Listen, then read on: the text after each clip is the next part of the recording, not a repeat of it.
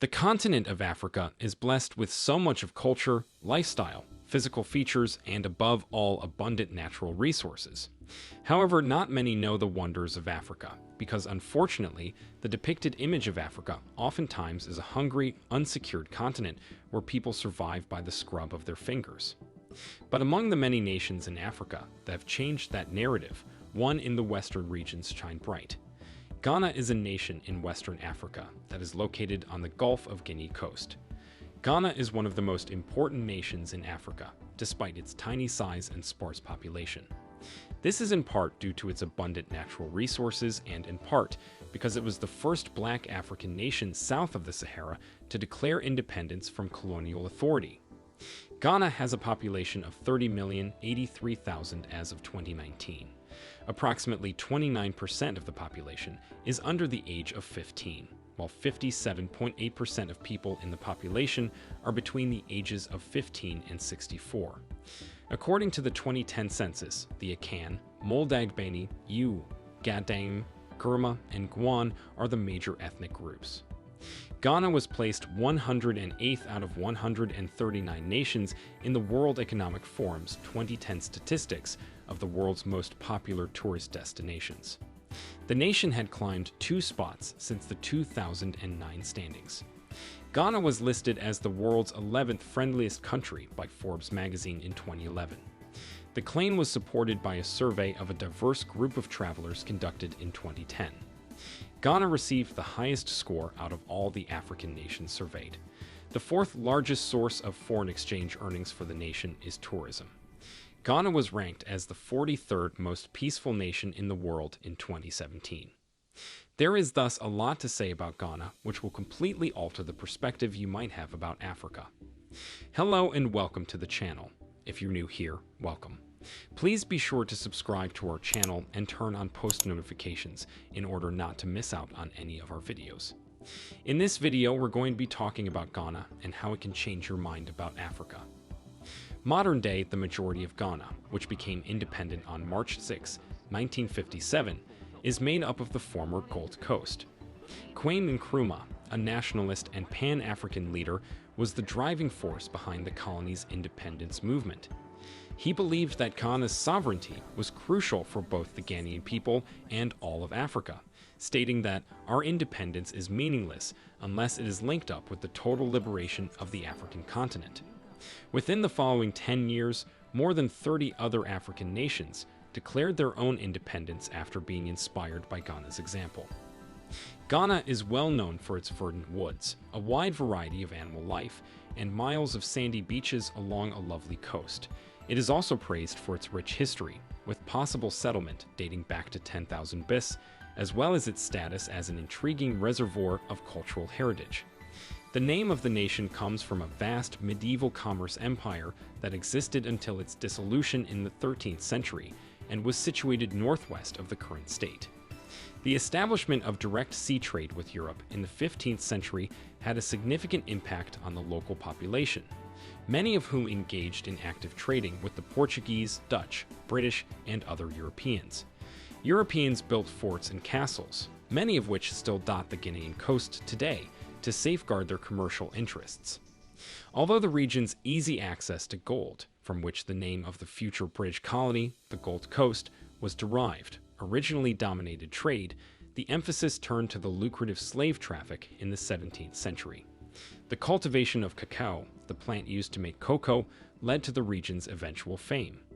Cacao continues to be a significant export for Ghana since it was first brought there in the late 19th century. Ghana has access to hydrocarbons, precious metals, and industrial minerals. With mixed economy hybridization and an emerging market, it is an emerging designated digital economy. Ghana's emergence plans. The objective of its economic strategy is the Ghana Vision 2020. According to this plan, Ghana would become the first developed nation in Africa between 2020 and 2029 and a newly industrialized nation between 2030 and 2039. This does not include South Africa, a sub-Saharan African nation and fellow member of the Group of 24, which is a recently industrialized nation. Together with Ghana's substantial gold reserves, the economy of Ghana is linked to the Chinese yuan renminbi, In 2013, the Bank of Ghana started issuing the renminbi as hard money alongside the Ghanaian cedi as the second national trade currency and to the general people in Ghana. Only 11% of urban residents were poor between 2012 and 2013, compared to 38% of rural residents. Urban areas hold greater opportunity for employment, particularly in informal trade, while nearly all, 94%, of rural poor households participate in the agricultural sector. The two main electricity producers are the state-owned Volta River Authority and Ghana National Petroleum Corporation. Along with the Bui Dam, the Pong Dam, and a number of other hydroelectric dams, the 1965 construction of the Akosombo Dam on the Volta River produces hydropower. The government also aimed to construct Africa's second nuclear power facility. With a market capitalization of GH 57.2 billion or CN 180.4 billion in 2012, the Ghana Stock Exchange ranked third in sub-Saharan Africa and fifth overall in continental Africa, after the South Africa JSE Limited. In 2013, the Ghana Stock Exchange had the second best stock market performance in sub-Saharan Africa. Ghana makes excellent cocoa. It is the world's second largest cocoa producer. Ghana is categorized as a middle-income nation. Manufacturing, extractive industries, taxation, and services make up the next 5% of the GDP. Ghana's economy is primarily based on primary manufacturing, and it also exports digital technology products, along with building and exporting ships, automobiles, industrial minerals, agricultural products, primarily cocoa, petroleum, and natural gas. Other industries include information and communications technology, particularly through Ghana's state-run digital technology company World Communications, which makes tablets, smartphones, and other mobile devices. Cuisine. A variety of soups and stews made with various seafoods are included in Ghanaian cuisine. The majority of these soups are made with vegetables, pork, chicken, or fish. Tilapia, roasted and fried whitebait, smoked fish, and crayfish are all prominent ingredients in Ghanaian recipes, demonstrating the importance of fish in the local diet.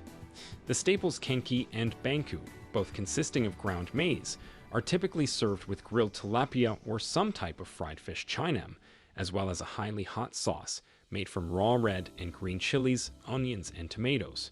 In most restaurants, banku with tilapia is a popular combination. The most popular meal from Ghana that is exported is fufu, which is prized throughout the African diaspora. Rice is an established staple meal across the country, with various rice-based dishes serving as breakfast, lunch, and dinner. The main variants are waki, plain rice, and stew, fried rice, and jollof rice. Clothing. The 13th century saw the development of Ghanaians' distinctive adinkra printing technique. Only royalty was allowed to wear handmade adinkra, clothing for religious rituals. It was hand-printed and hand-embroidered. The names and meanings of each of the motifs that make up the corpus of adinkra symbolism are derived from adages, historical occurrences, human attitudes, ethologies, plant life forms, or the shapes of inanimate and artificial items. The motifs' meanings can be divided into categories such as aesthetics, ethics, interpersonal relationships, and concepts. The tattoos of the Adinkra people have a decorative purpose, but they also depict things that embody symbolic meanings that express traditional knowledge, facets of life, or the environment. There are many symbols with distinct meanings, often linked with proverbs. In the words of Anthony Appiah, they were one of the means in a pre-literate society for supporting the transmission of a complex and nuanced body of practice and belief. Most southern Ghanaian ethnic groups, notably the Akan, the Ga, and the Ewe, dress in Kent cloth, Ghana's traditional or national fabric.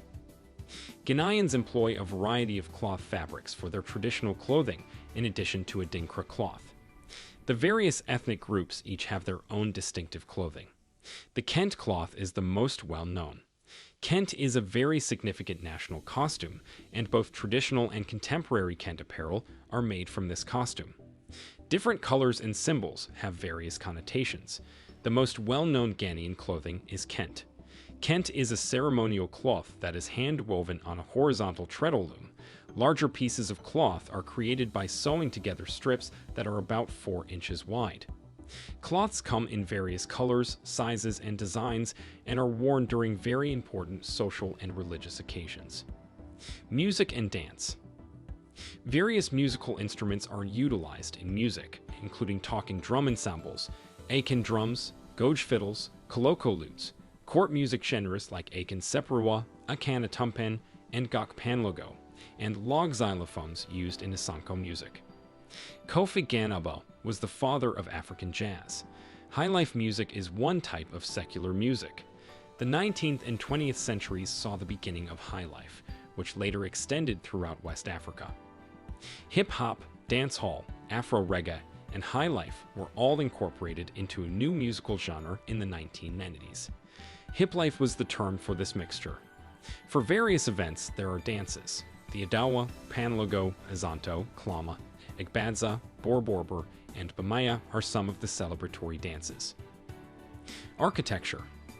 There are two different styles of construction. Spherical huts with grass roofs and a row of nearby dwellings arranged in an enclosure around a common. The series of neighboring structures are in the southern regions, while the round huts with grass roofs are in the northern regions.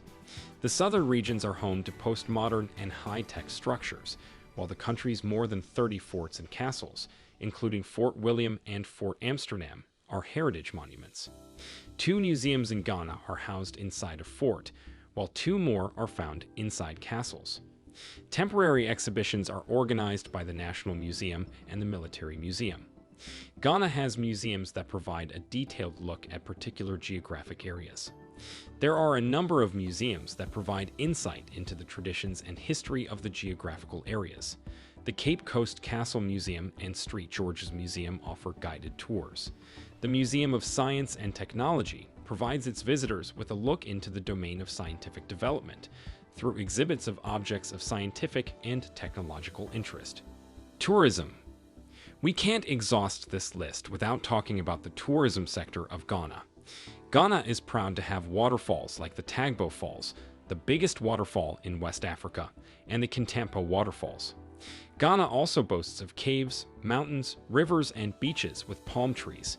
It also has a meteorite impact crater. Lake Bosumtwi, the Bosumtwi meteorite crater, and Lake Volta, the largest man-made lake in the world by surface area, are just a couple of the other attractions. Countless castles and forts, UNESCO World Heritage Sites, wildlife preserves, and national parks may also be found in Ghana. According to figures from the World Economic Forum, Ghana was the 138th most popular tourist destination in the world in 2010. The country had moved 2 places up from the 2009 rankings. In 2011, Forbes magazine published that Ghana was ranked the 11th most friendly country in the world. The assertion was based on a survey conducted in 2010 of a cross-section of travelers. Ghana placed first out of all the African nations that were surveyed. Ghana is ranked as the 58th most peaceful nation in the world and the 70th most stable nation overall. In all, Ghana is a beautiful country and remains a beacon of hope to all Africa, as it not only changes the perspective and views of the continent, but continually redefine the concepts of Africanism. This brings us to the end of this video. If you enjoyed it, please do show us some love by turning on notifications and also dropping down your comments in the comment section below, so all your dreams will come to pass.